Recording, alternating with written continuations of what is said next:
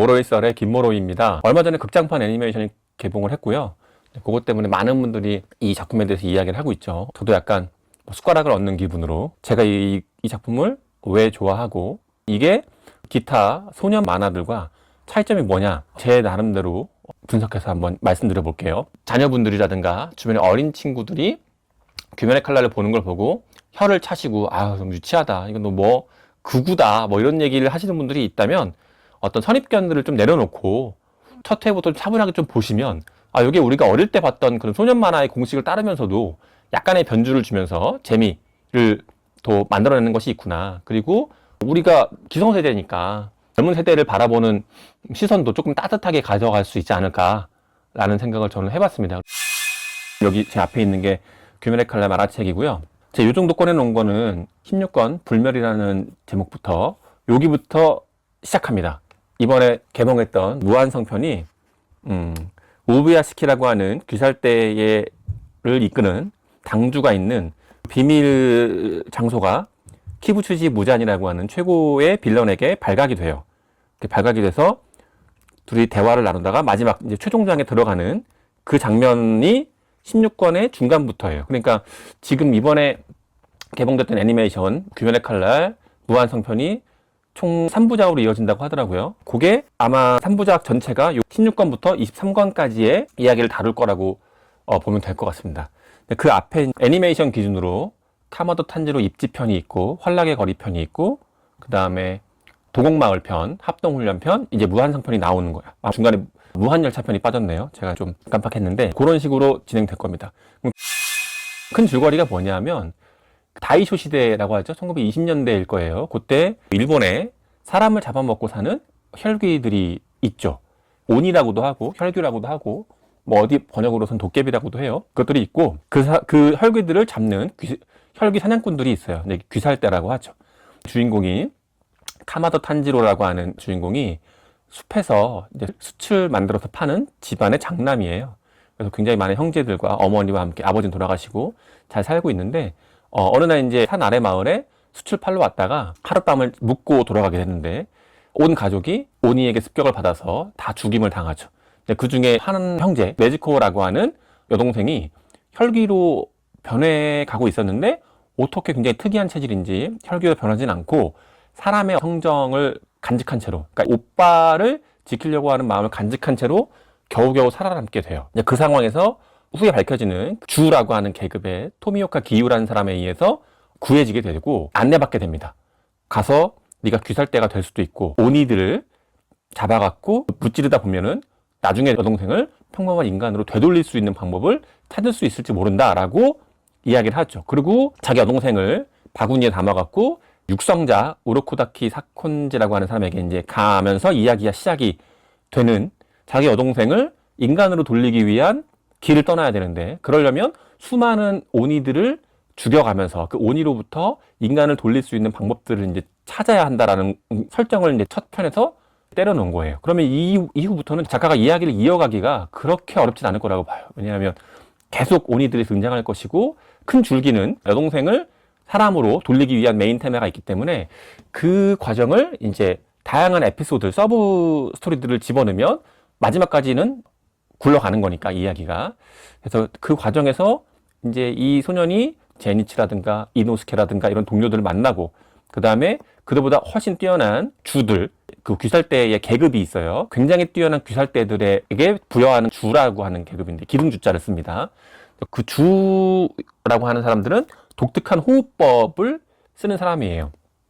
그래서 물론 근원적인 호흡법이 있죠. 해의 호흡법이 있고 물의 호흡이 있고 불의 호흡법이 있고 다양한 호흡법들이 있어요. 그 중에 그 호흡법을 쓰는 거에 따라서 그 주의 이름이 정해집니다. 물을 쓰는 사람은 수주라고 하고 불을 쓰는 사람들은 염주라고 하죠. 소리를 쓰는 사람들은 음주라고 하고 다양한 주들이 있는데 그 중에 이제 염주였던 렌코쿠 쿄주로라고 하는 아마 귀면의 칼날을 보시는 분들 중에 아마 최애 캐릭터일 거예요. 이 사람이 귀면의 칼날의 애니메이션의 부흥을 이끌었다고 해도 뭐 틀린 말이 아닌데 그런 사람들 만나면서 각각의 그 사람들의 능력을 흡수해가면서 성장하고 혈귀들을 하나씩 잡아가서 최종 보스인 키부츠지 무잔이라고 하는 거를 물리치는 데까지 가는 이 이야기, 이게 귀면의 칼날이라고 보시면 될 것 같습니다. 첫 번째, 여기에 나와 있는 이 혈귀들 있죠. 사람을 잡아먹고 살아가는 그 혈귀들이 어떤 이 사회의 부조리한 면들을 많이 상징하고 있다고 저는 생각을 했어요. 혈귀를 잡을 때 이 사람이 왜 인간을 잡아먹고 혈귀가 되기를 원했는가? 이들은 저 하나같이 인간의 한계와 어떤 부족함 이런 것들로 인해서 고통받는 사람이죠. 그래서 어떤 쉽게 구원받을 수 있는 방면으로 스스로 온이가 되는 걸 선택했던 사람들이에요. 물론 그 키부츠지 무잔이라고 하는 근원적인 원조 온이에게 그 유혹을 받은 거죠. 어떻게 보면 악마한테 유혹을 받은 건데, 그래서 거기 나와 있는 그 온이들 중에 특히 12귀월이라고 해요. 12귀월. 상현, 하현이 이렇게 있고 1부터 12까지로 나눠지죠. 그러니까 상현 1, 2, 3, 4, 5, 6, 하현 1, 2, 3, 4, 5, 6이에요. 숫자가 적을수록 전투력이 높은 걸로 나와요. 근데 이제 그 12개월의 오니들이 대부분 죽임을 당할 때 자기가 오니가 아니었을 때의 이야기들이 나온단 말이죠. 근데 그거 보면 그 오니들이 공통적으로 겪는 것들이 있어요. 인간 사회에서의 차별과 그다음에 또 방임, 부모로부터의 방임, 그리고 주변의 학대와 모멸. 이게 이제 어떤 외모라든가 가난이라든가 장애라든가 이런 걸로 인해서 무수히 많은 학대와 차별과 방임을 당해요. 근데 그런 것들로 고통을 받다가 결국에 죽임을 당하기 직전에 무잔을 만나서 그 오니의 피를 받고 어마어마하게 뛰어난 전투력이 센 오니로 바뀌는 거죠. 그러면 어떤 존재가 되는 것이냐? 완벽한 생명체. 이제 불로하고 불사하는 거죠. 죽지 않고, 그다음 신체가 훼손돼도 금방 회복이 되는 생명체로서는 최상의 생명체가 된 거예요. 그러니까 이들 입장에서는 인간에게 버림받고 인간에게 고통받았으니까 인간을 잡아먹는 데 있어서 느낌이라든가 이런 게 전혀 없는 거예요. 이번에 무한상편의 거의 주인공이라고도 하죠, 사람들이. 아카자라고 하는 오니, 상현 3입니다. 이 아카자 같은 경우에도 그런 일을 겪었는데 인간에게 계속 얘기를 해요. 야, 너처럼 이렇게 뛰어난 애가 왜 오니가 안 되려고 하냐? 이런 식의 이제 화두를 계속 던지는 거죠. 인간이라는 것과 인간이 아닌 오니라는 것이 어떤 차이점이 있길래 사람은 사람으로서 살다가 사람으로 죽으려고 하느냐? 이런 주제를 계속 작품 전반에 던지는 것 같아요. 그게 이제 극명하게 나왔던 부분 중에 하나가 무한열차 부분이라고 저는 생각하거든요. 렌코쿠 큐주로라는 염주, 불꽃의 호흡을 쓰는 사람이죠. 그러니까 이 사람과 아카자가 무한열차 편에서 싸우게 되는 거죠. 물론 전투력상으로 12개월이 주 계급의 인간을 이기기가 쉬운 걸로 설정이 되어 있어요. 뭐 수백 년간 12개월을 잡은 주가 없다고 했으니까. 어쨌든 거기서 박빙으로 싸우게 되는 거죠. 근데 그 인간은 호흡이 계속 딸리고 로봇과 싸우는 거니까 거의 인간은 계속 체력이 떨어지고 스태미나 떨어지고 이제 스피드도 떨어지고 데미지도 입죠. 그 마지막에 이제 아까 입장에서 아카자도 굉장히 독특한 오니이긴 한데 너무 아까운 거예요. 이 정도로 훌륭한 인간이라면 이렇게까지 단련된 인간이라면 오니가 되면 최고의 경제 도달할 수 있을 텐데 너 오니가 되어라. 너 귀신이 되면 너는 더 훌륭한 존재가 될 수 있다. 하지만 렌코쿠가 그걸 거절해요. 결국 이제 무한열차에서 결국 렌코쿠 교주는 죽게 돼요. 죽게 되는데 그럼에도 불구하고 그걸 거절하는 거예요. 이유가 뭐냐면 어둠 속에서만 살고 싶지 않고 인간은 햇빛에서도 살 수 있고 인간은 훼손되고 상하고 죽지만 생로병사를 겪지만 인간의 정신은 이어진다. 불면은 굉장히 지리멸렬하다면 필면은 굉장히 아름다운 것이다. 인간은 오니와 비교했을 때 굉장히 아름다운 면이 있다는 거예요. 그래서 나는 오니가 되고 싶은 생각이 전혀 없다. 내가 도달했던 그 순간이 여기가 한계라면 난 이걸로 족하다. 이렇게 얘기하면서 죽는 거죠. 렌코쿠 큐주라가 죽어요. 근데 이걸 보면서 이게 되게 독특한 설정이 들어가 있구나. 이게 이제 서양에서는 주로 다뤄지는 게 뱀파이어에서 나오는 거잖아요. 그 뱀파이어를 다룬 서양의 이제 여러 가지 컨텐츠들도 있고 우리나라에서는 박찬욱 감독이 박쥐라는 영화로 한번 이 뱀파이어에 대한 소개를 했었어요. 송강호 씨가 주연이었던. 거기 보면 뱀파이어가 되면 굉장히 신체적 능력도 뛰어나고 젊음을 회복하고 굉장히 우아하고 최상류층의 어떤 생명체로서 살아갈 수가 있어요. 물론 약간의 피를 먹어야 되고 어둠 속에서 움직여야 한다라고 어떤 한계점은 있지만 늙지 않는 거예요. 죽지 않고. 그래서 그런 거에 대한 걸 보여주는데 물론 박쥐라고 하는 영화에서도 그 불멸한다는 것, 늙지 않고 죽지 않는다라고 하는 거에 지리멸렬함, 지루함 이것이 얼마나 저주인지가 잘 나오죠. 근데 이거가 귀면의 칼날에 나오는 그 오니들이 간과하고 있는 면이 아닌가. 그거를 계속 이제 작가는 이야기를 해주고 있는 거죠. 인간은 죽는다. 언젠간 죽고 약해진다. 하지만 그것이 굉장히 아름다운 것이다. 라는 거죠. 근데 진짜 당신 싫을 것 같아? 사람이 유한하니까 그거를 합리화하기 위해서 작가들이 그렇게 만드는 게 아니라 진짜 그래도 싫을까? 저는 좀 지루할 수도 있을 것 같다는 생각이 들어요. 어릴 때부터 이런 컨텐츠를 많이 봐서 그게 좋게 끝나지 않을 거라는 거에 세뇌가 된 것 같아요. 인간은 한계가 있어서 아름답다. 근데 대부분 사랑하는 사람은 죽는데 나만 안 늙으면 불행하지만 사랑하는 사람과 같이 안 늙고 안 죽으면 좋은 거 아니야? 그늘지게 살아야 되니까 내 음지에서. 당신이랑 나의 삶도 지금 음지잖아. 꼭 그렇긴 하네요. 근데 물론 뱀파이어들은 굉장히 피부도 하얗고 외모도 굉장히 멋있긴 하죠. 그렇지. 근데 오니들은 이상해져요, 얼굴이. 아니 돈도 걱정 없어. 그리고 외모도 아름다워. 늙지 않고 병들지 않고 죽지 않아. 그리고 사랑하는 사람도 함께 그것을 해. 그러면 어때? 근데 그게 영겁의 세월이 이어진다는 거잖아요. 당신은 그래도 싫다는 거. 전 그게 무서운 것 같아요. 싶은 마음이 있는 거네. 그렇죠. 왜냐하면 세뇌가 된 것 같아요. 따르타의 가르치면 세뇌가 된 것 같기도 하고. 맞아. 책을 많이 읽는 어린아이들의 문제점인 것 같아. 예, 그렇게 된 것 같아요. 저는 이제 랭커크 큐즈로가 죽으면서 아카자한테 그렇게 얘기하는 게 너무 눈물이 나더라고요. 그래서 아름다운 거다. 인간은 약하고 부서지고 언젠가 늙고 그래서 아름다운 거다. 두 번째는 뭐냐면 인간이 다른 존재를 질투하고 미워하고 이런 것이 또 다른 존재를 되게 파멸로 이끌어갈 수 있다라는 거를 잘 보여주거든요. 인간은 누구를 만나느냐에 따라서 그 질투와 선망과 미움의 그 정서가 완전히 달라져서 귀살대가 되기도 하고 그 안 좋은 감정이 어떤 사람을 만나서 12개월로 변하게 되는 이게 사람의 이전이라고 하는 게 얼마나 되게 중요한가에 대해서도 좀 배우게 되거든요. 이 작품을 보면 요리이치와 코쿠시보는 4년 1입니다. 그러니까 12개월 중에서 최고의 전투력을 가진 온이에요. 근데 원래 사람이었을 때의 이름은 미치카츠라고 하는데 이 미치카츠와 요리이치가 사실은 쌍둥이였던 거죠. 이 옛날 이야기가 나오는데 쌍둥이로 태어났는데 그 집에서는 쌍둥이를 불행한 걸로 여겨요. 왜냐하면 그 집의 당주로서 대를 이을 사람은 한 명이어야 되는데 쌍둥이가 나오면 이제 경쟁이 되니까 이 집안에 불행을 가져온다. 그래서 쌍둥이에 대해서 불길하다고 얘기를 하는데 다행스러운 건 둘째로 태어났던 요리이치가 약간 떨어지는 거예요. 얼룩적인 반점도 있고 7살 될 때까지 말도 잘 못하고 잘 듣지도 못하는 애가 쌍둥이 동생으로 태어났고 첫째는 이제 평범한 아이로 자라게 되는 거죠. 그래서 아버지는 이 집안의 모든 가문은 첫째에게 네가 우리 사무라이 가문의 다음 당주다. 이걸 이어받게 된 거죠. 반면 동생을 보면 항상 지리숙하게 혼자 있고 자립적이지 못하고 엄마 옆에 붙어서 다니는 거예요. 다닐 때도. 그러니까 동생이 진짜 너무 무력하구나. 쟤는 모자라구나. 이런 생각을 하고 자기 혼자만 이제 무사 수업을 받는 거죠.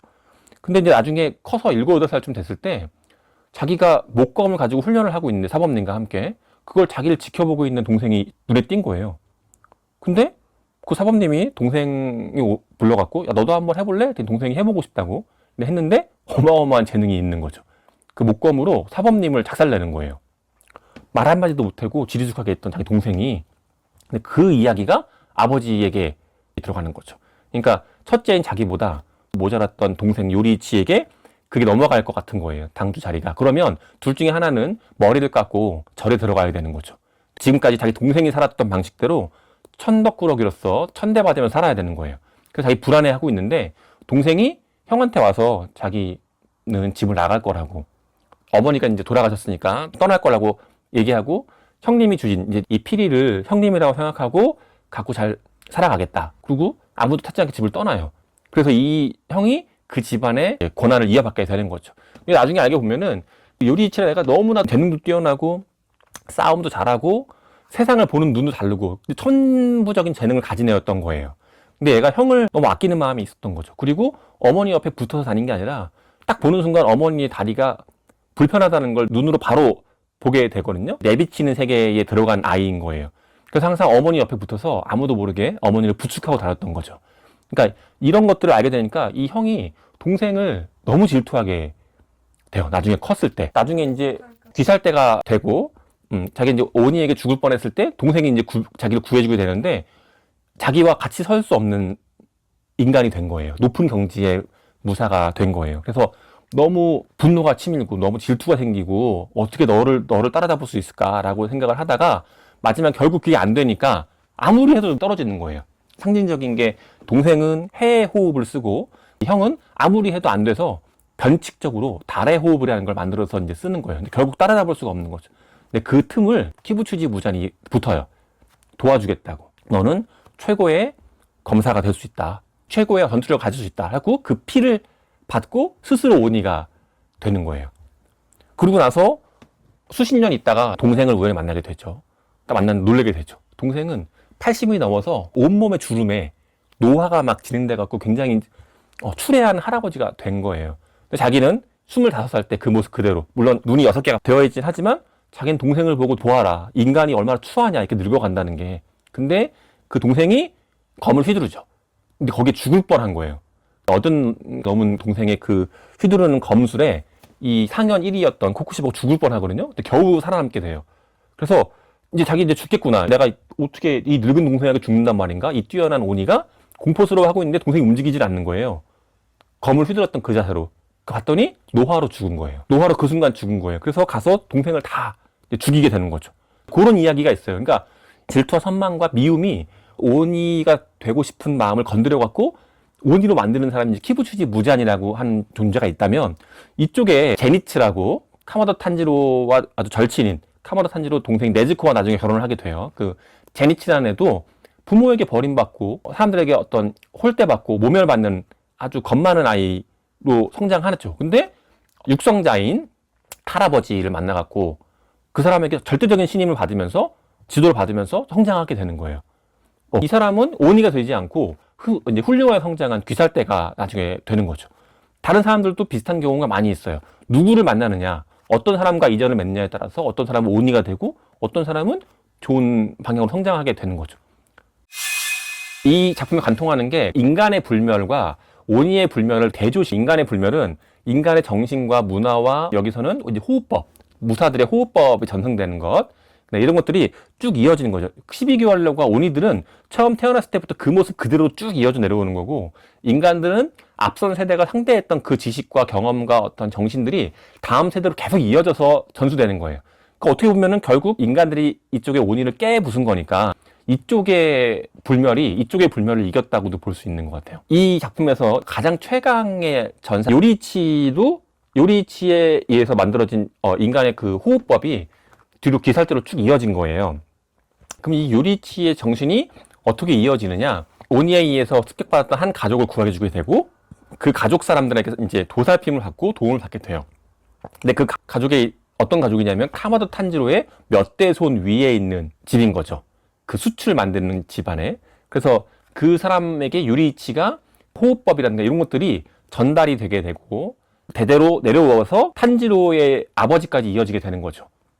거기 보면 이제 히노카미 카구라라고 해서 이제 수치를 만드는 집에서는 불로 인해서 만들어질 그 재앙을 막기 위해 연초에 불의 신에게 이제 제사를 지내듯이 춤을 추면서 하는 그런 의식이 있어요. 이제 그거가 계속 이어지고 그게 이제 호흡법으로 발전해서 나중에 카마다 탄지로가 그거를 최강의 건법으로 만들게 되는 거거든요. 그래서 이런 사소한 인연들이 나중에 큰 줄기를 담당하게 되는 이런 것들이 재미있다. 또 하나 재밌는 건 이 작품의 초반부부터 빌런 키부츠지 무잔이 도저히 인간으로서는 쓰러뜨릴 수 없는 오니로 나와요. 심장이 뭐 몇 개다, 뇌가 몇 개다, 그리고 칼로 베이는 순간 바로 회복이 돼요. 그러니까 도저히 이길 수가 없는 존재로 나오죠. 이 오니를 잡아야 이야기가 끝나는데 이걸 잡을 수 없으면 이야기가 끝나지가 않잖아요. 그래서 이거를 어떻게 할 것이냐라고 해서 앞부분부터 이제 복선을 다 집어넣게 되죠. 타마요라고 하는 원래 인간이었다가 무잔에 의해서 오니가 됐다가 키부츠지 무잔을 증오하게 되는 의사이자 오니인 존재가 나와요. 이 사람이 처음에 나와서 약을 개발하고 있다고 하는데 이런 것들이 왜 나올까? 건법, 칼 싸움을 하는 것이 주로 주된 이야기인데 이런 약에 관한 것들이 나오는 이유도 나중에 볼 수 있죠. 드래곤볼이 최초 나왔을 때의 전투력과 이 최종장에 갔을 때 전투력이 어마어마하게 차이가 많이 나거든요. 그래서 이제 나중 되면 좀 이렇게 힘들어져요. 독자들이 여기까지 봤으니까 이어서 그냥 끝까지 본다라고 하는 의무감에서 마지막까지 봤고, 연재에 관련된 문제도 있지만 어쨌든 이번의 빌런은 더 세져야 되는데, 그럼 그 더 세진 빌런들을 잡으려면 손오공이라든가 피콜로라든가 베지터라든가 이런 애들은 더 세져야 되는데, 이런 식으로 빌런이 이기고 또 다음은 빌런이 나와서 또 이야기가 이어져야 되니까 더 센 적이 나와야 되는 거죠. 그러면 전투력이 되게 더 높아져야 돼요. 그래서 제가 지금 기억하기로는 나중에 돼서는 막 숫자를 가늠할 수 없을 정도로 제가 이제 어릴 때 봤을 때 슈퍼사이어인, 초사이어인이 최고의 인물인 줄 알았거든요. 근데 나중 되면 그냥 뭐 개나 소나 다 초사이어인이 되고 초사이어인 가지고는 안 되는 적들도 나오고 이렇게 되는 거예요. 그러면 작품 자체의 긴장도가 떨어지고 재미가 없잖아요. 근데 제가 이제부터 얘기할 거는 최강의 소년물이라고 했던 그 드래곤볼과 이 귀멸의 칼날의 어떤 결정적인 차이점은 무엇이냐라는 걸 얘기하려고 제가 앞에 서두를 말씀드렸는데, 키부츠지 무잔이 최고의 빌런이다, 최고의 온이다라는 걸 설정해 놓고 이거를 잡으려고 그러면 주인공들을 다 키워야 될 거 아니에요? 하연 6부터 해서 상현 1까지의 그 온이를 잡으려면 계속 전투력들을 높여가야 되는 거죠. 근데 이 귀멸의 칼날은 키부츠지 무잔이 단 한 명의 궁극의 빌런이기도 했고, 그래서 요 전투력이 올라가는 거를 막아주긴 했지만, 제가 볼 때는 최고의 어떤 설정 중에 하나가 뭐냐면, 인간으로서 세질 수 있는 건 한계가 있단 말이죠. 그 키부츠지 무잔을 잡을 수가 없어요.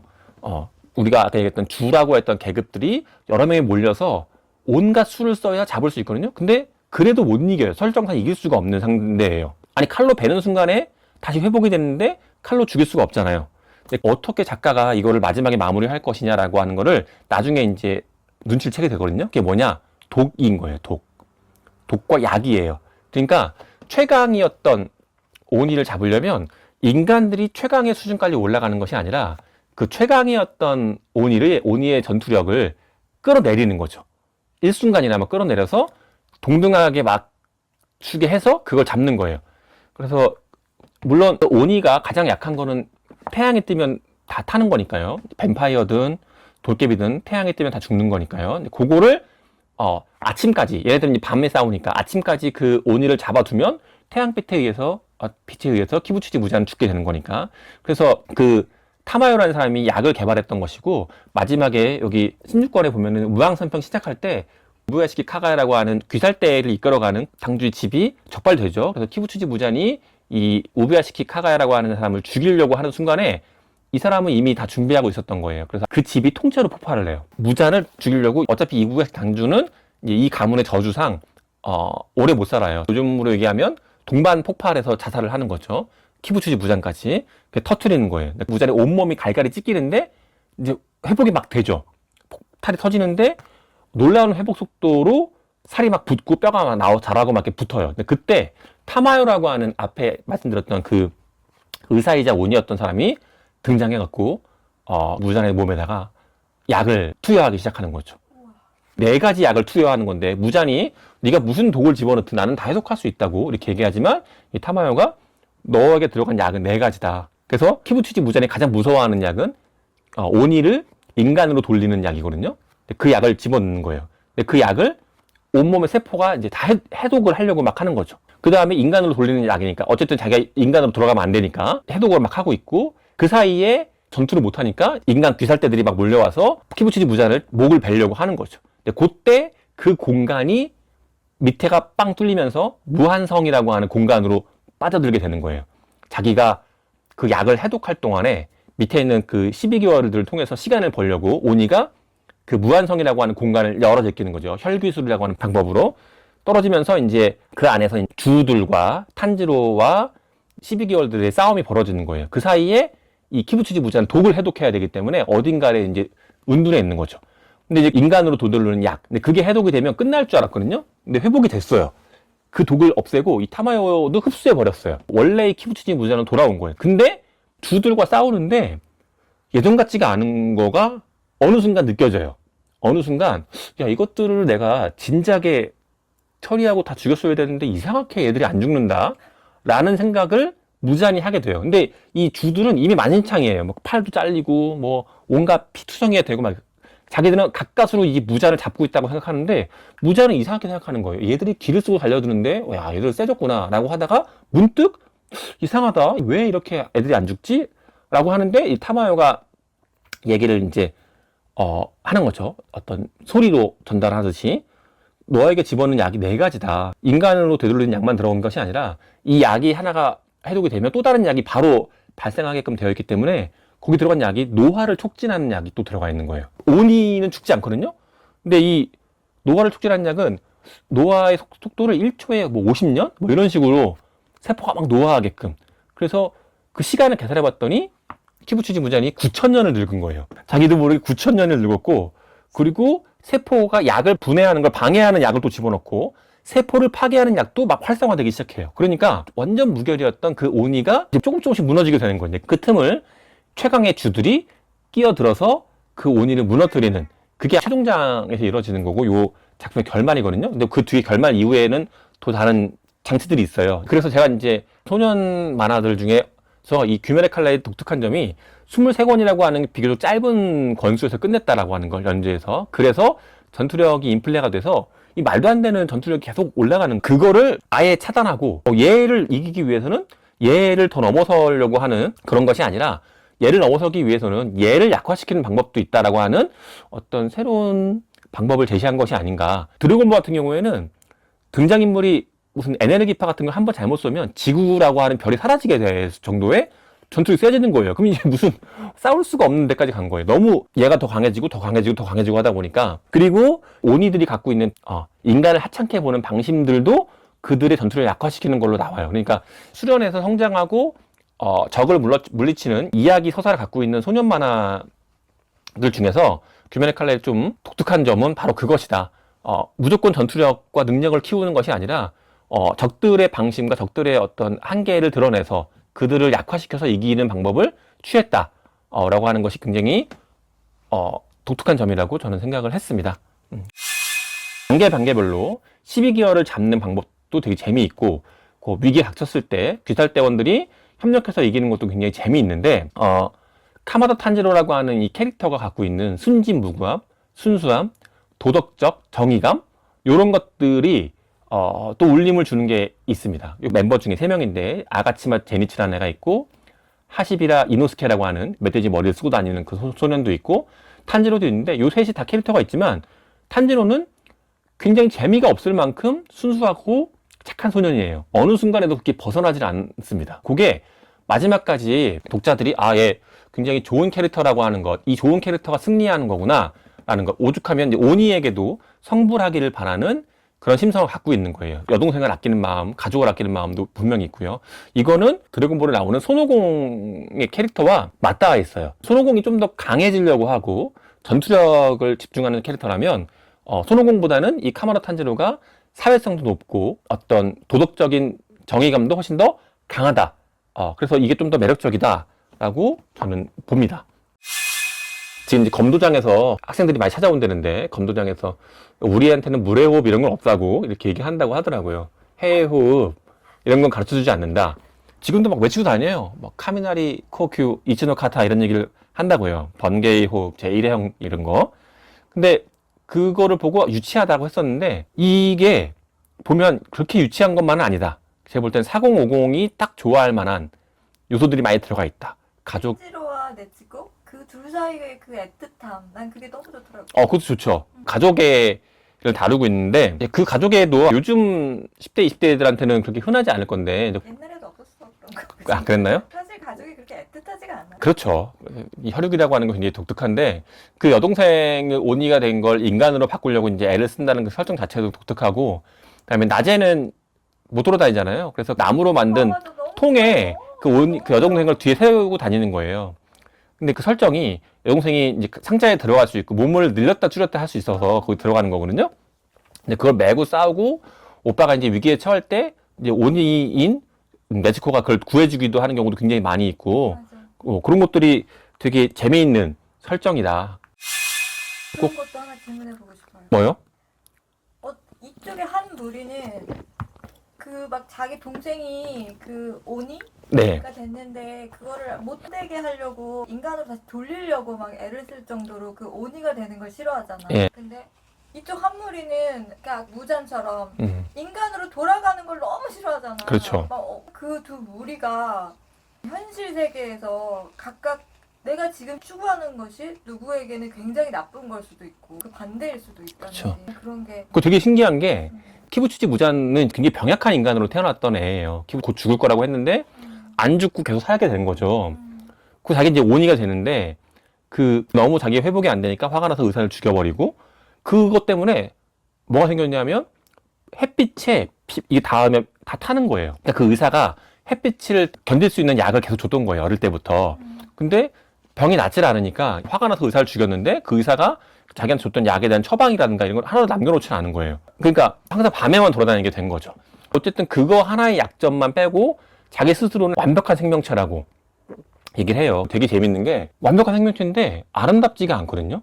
그러니까 미적이지가 않은 거예요. 그 혈구들을 보면 뭐 이빨 튀어나오고 이 신체도 굉장히 이상하게 E형으로 바뀌게 되고 눈도 되게 이상하고 예쁘지가 않아요. 뭐 심장이 5개, 6개씩 되면 그게 예쁘지가 않잖아요, 전혀. 예쁘지가 않은데 그냥 완벽한 생명체라고 하는 건 효율성만 얘기하는 거예요.